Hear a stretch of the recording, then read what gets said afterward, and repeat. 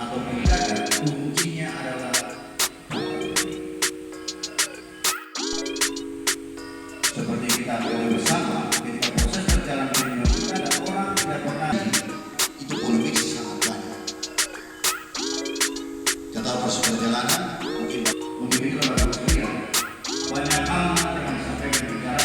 Yang disampaikan Bapak Ibu sekalian di sebagai pengantar di sore hari ini.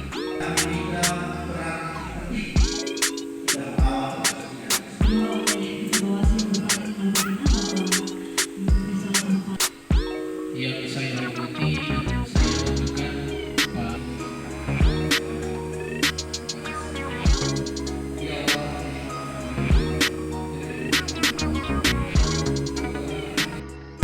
terkait dengan sosialisasi pengawasan data pemilih, bahwa selama 2 tahun ini kan tidak ada tahapan pemilu, tapi di dalam regulasi Undang-Undang 7 itu KPU wajib melaksanakan pemutakhiran data pemilih berkelanjutan sesuai dengan tugas dan kewenangan yang diberikan oleh KPU melalui undang-undang.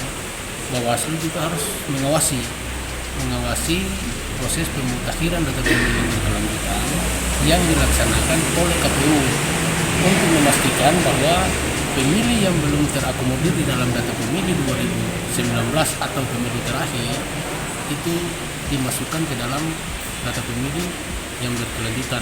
Kemudian pemilih yang sudah memenuhi syarat sebagai pemilih itu dimasukkan di dalam data pemilih. Kemudian pemilih yang sudah tidak lagi memenuhi syarat itu harus dikeluarkan dari data pemilih.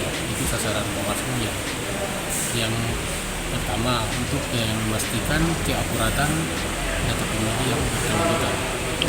Terima kasih sudah nonton. Jangan lupa like, subscribe, dan share ya.